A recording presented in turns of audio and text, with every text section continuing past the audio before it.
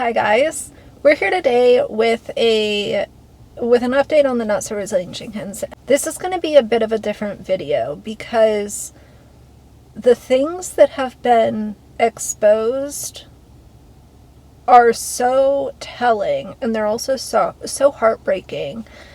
And I've always said, I've covered family vlogger type content for almost 5 years now, which is crazy.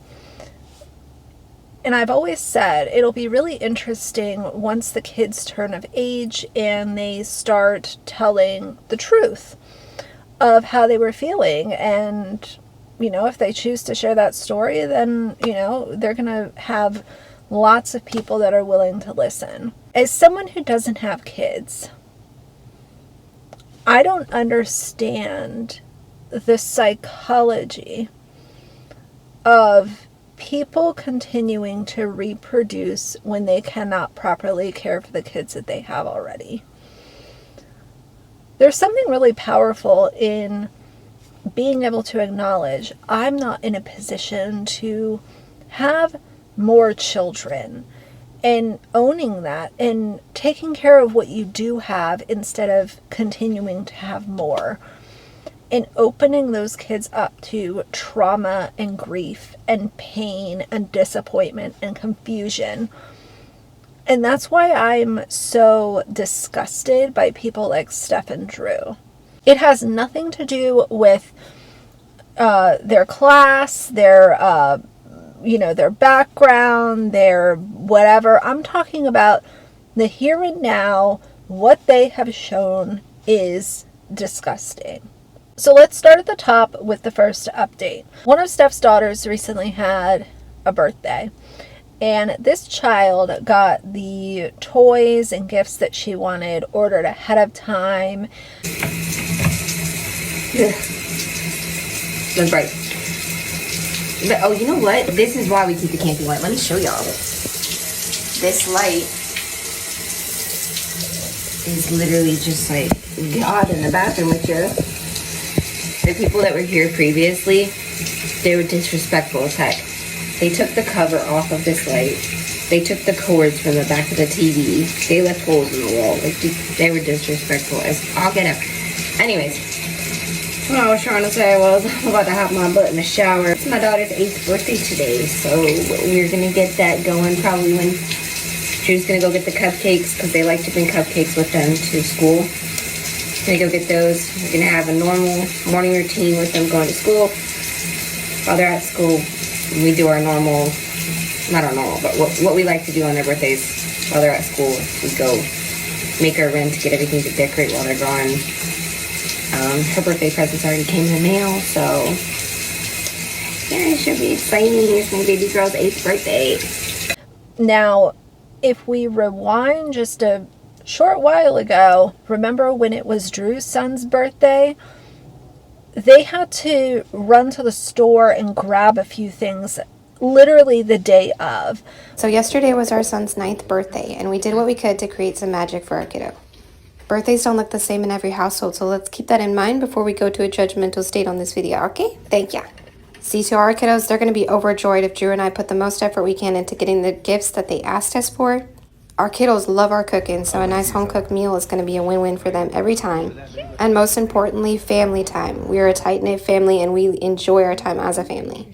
So with that said, we started our day yesterday by going to Fred Meyer and getting the gifts that he asked us to. Then we stopped at Dollar Tree and got some decorations to decorate his bed before he showed back up from school. And once he got home, he got right into his presents, and then we went right outside and had some family time. And then we had our family day. Her children, her daughters, they get stuff ordered ahead of time, and they get planned for, and they get thoughtfulness and effort, whereas his son gets a last minute run to the dollar store, grab a few things, and throw it together.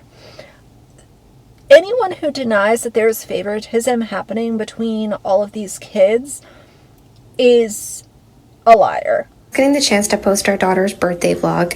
Now, like I mentioned with our son's birthday, we are keeping our birthday celebrations pretty small, at-home kind of celebrations. Each of the kids gave us a couple of gift ideas, anywhere from 4 to 5 gift ideas that they really wanted, and we tried our best to make sure that's what we got them. Our daughter has been into Hello Kitty for multiple years now, and you'll see that at the end of this video because I shared the vlog from last year, and it's kind of crazy how similar the birthdays went last year versus this year because our daughter is pretty simplistic and she wanted the same thing.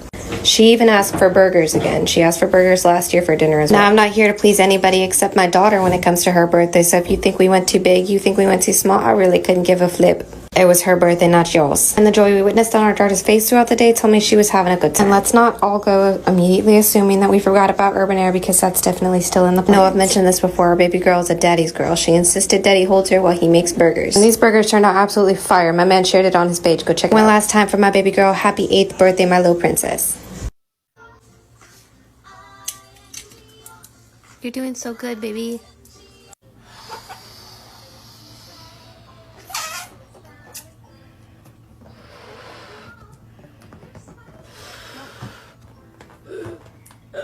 No, I'm just kidding. These taste very permanent markers. Yeah.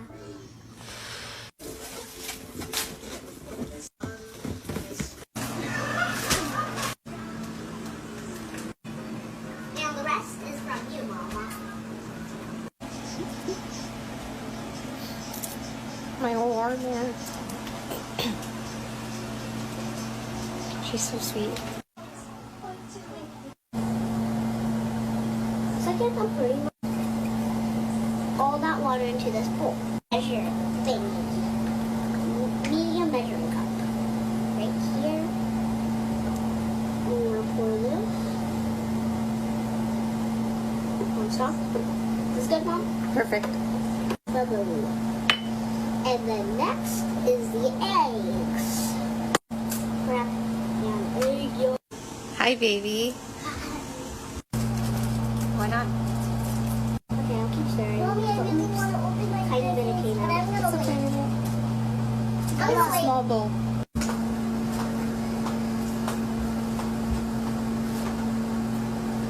Miss Rachel, it is my birthday. It's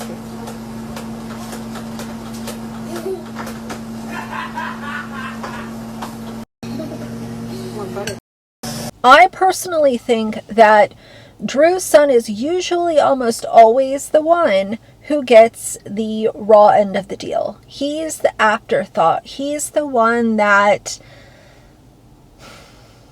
just is left out sometimes. And that's how I feel. That's my opinion. So it's the little girl's birthday. Drew, of course, he once in a while has to put forward some effort, I guess. He went ahead and made burgers for the daughter's birthday dinner. He's passing out the food to the kids, and he goes to Steph's oldest child. So this is the birthday girl's sister. And as she takes her plate, you can see that she has been doodling and drawing some things on two pieces of paper. The one drawing, based on what we can tell, it looks like 2 kids playing on a hill and then another kid upset at the bottom of the hill for not being close to the other kids. But more importantly, the words that she was writing alongside this drawing, she wrote, "I'm sorry, but I hate your birthday." And it either says, "I feel lonely" or "I feel left out." One or the other, and both are equally as sad. For these kids at this young age to be expressing that they feel lonely or they feel left out or they don't feel like they're having their needs met, their emotional needs met, does something to your heart that it's just so sad. And the people consuming this content, it's like it really makes you feel powerless. And initially I was unsure if I was even going to share what she wrote because I felt like it was kind of overstepping a line. But it's very clear that Steph and Drew are not going to advocate for these kids. So maybe social media calling them out on such a grand scale will eventually do something.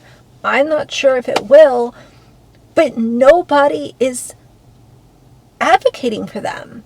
And it's so frustrating. You continue to have more kids and you're not advocating, you're not planning, you're not loving, you're not caring for, you're not giving them housing insecurity, you're not making sure that they don't have anxiety on where they're going to be living next month. Like, y'all suck as parents. And you suck as people. And you suck as pet owners. Something I did notice with this child's handwriting is that this child, the handwriting that I saw from this child, I would expect this handwriting from like a kindergartner. And the reason that I'm calling that out is because I remember a while ago, Steph said that she didn't like her kids being sent to school. She missed out on time with them. She didn't know what the teachers were teaching them.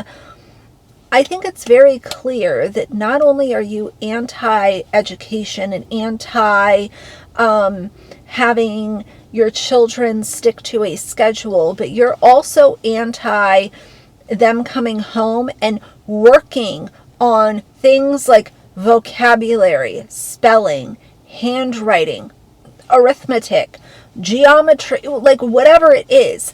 You're anti that. All you want is kids that you can claim, you can use them to make money while you lay on your back and make more.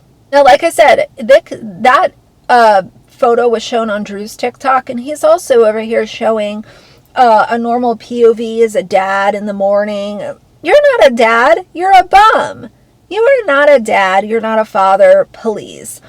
But he shows this rotten food that was thrown behind the couch. Number one, Bug City, Ant City, Roaches City. And you're sitting here and showing it on TikTok and then blaming it on your toddler. How about instead of blaming it on your toddler, one of two things actually both need to happen here. One, y'all need to clean more often. And two, you need to be watching what your toddler is doing when they are eating. This is a literal baby. This baby should not be left alone with pepperoni sticks and all kinds of food.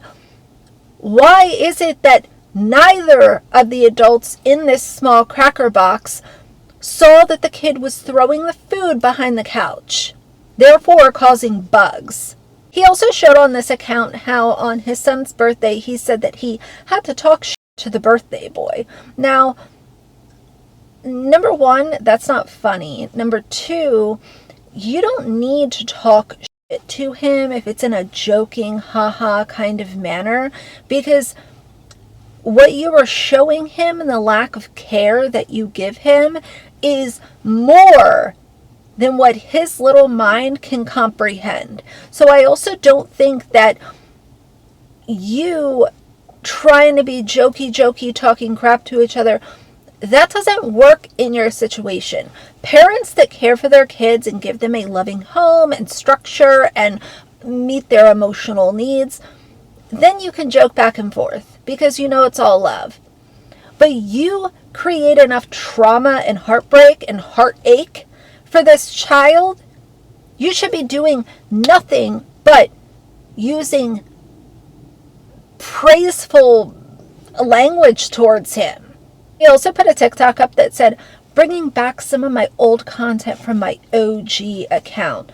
Drew, nobody asked for your trash content to be re-uploaded after your first TikTok account got banned. You're not creating content that is worth consuming. You are creating content that all of social media is pissed off at because you are harming your children. Nobody wants your OG account, your OG throwback videos. Nobody wants that. People want you to get off the PS5 and get a job and stop creating trauma for these kids and get the hell out of the shelter. There was also an older video that made its rounds again where Steph was talking about how, it proves how stupid she is when it comes to her kids consenting to be on social media.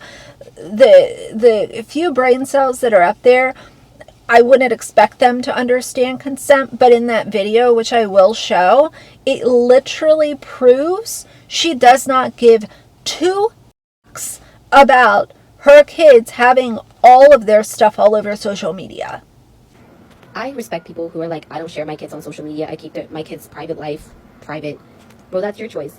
But why come at the moms who don't make that choice? Because I see it completely differently. My kids want to be a part of my videos. They feel like they're on TV. They feel like little celebrities. And they're being little celebrities in a safe space instead of like Nickelodeon. If this is going to be how it continues to be, we're going to make money through social media, or that's just going to be like the livelihood. It's entertainment, which that's how America's always been. That's how the world is. I feel like I'm doing my kids a disservice by not giving them a good start to that. By not giving you like, hey, this is Mitt, Mutt, and Mo. This is their life growing up. And then as they grow up, they're going to want to start their own social medias. And I think it's going to be awesome to have their perspective too. And they'll be like, this is me all grown up. Now I'm going to come prank my mom and take the video on that perspective. I think it's going to be cool. And my other theory on it is like, okay, you're hiding your kid while they're at home. You're hiding their private life. You don't post your kid on social media. Do you take them out of the house? There's cameras everywhere. There's public, there's people, there's no hiding our children in today's world.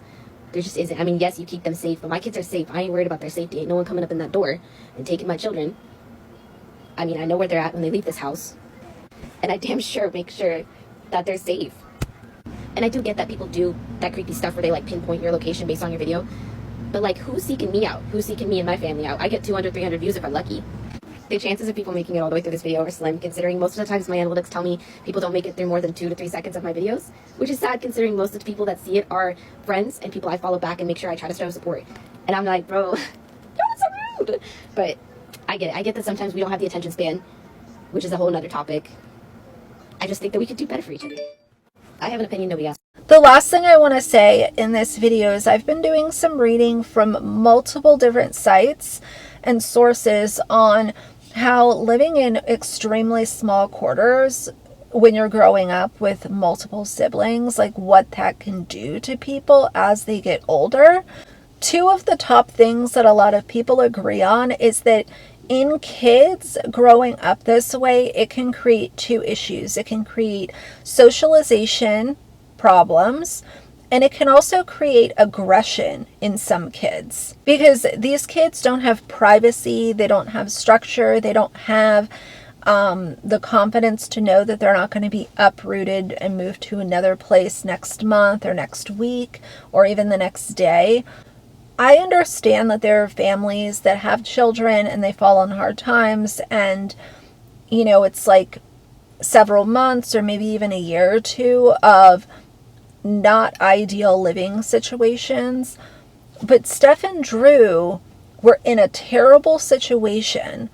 They made the choice to continue to have more children. They had 2 kids when they already had 3 living in a 1-bedroom apartment. And now they have 5 plus 2 adults living in a shelter. It is simply greedy, irresponsible, self-serving, appalling. The disrespect that I have for these 2 will only continue to grow because I've never in my life, like, you're literally creating full human beings knowingly when you have others that you cannot properly house or take care of. I want to know how y'all feel about this down below. Like I said, initially I was a little torn on, do I cover this? Do I not? Do I, just act like I didn't see it? And I just don't think that's fair because, like I said, Steph and Drew are not advocating for these kids. The only thing that makes them even remotely acknowledge anything, not that they're doing anything about it, is that social media is loud about them. And social media is not shutting up about them. So Steph can go and be like, oh, I don't care. I don't care about this. I don't care about that. You do care. But it's time for your care to be put into action. And both of y'all need to get the hell out of that shelter and get jobs. Because that's the only way. That's the only way that the conversation will start to turn in any kind of different direction. But that's it for today. If you like the video, please leave a like in the comments. And if you'd like to see more from me in the future, please subscribe. I'll see you guys soon. Bye.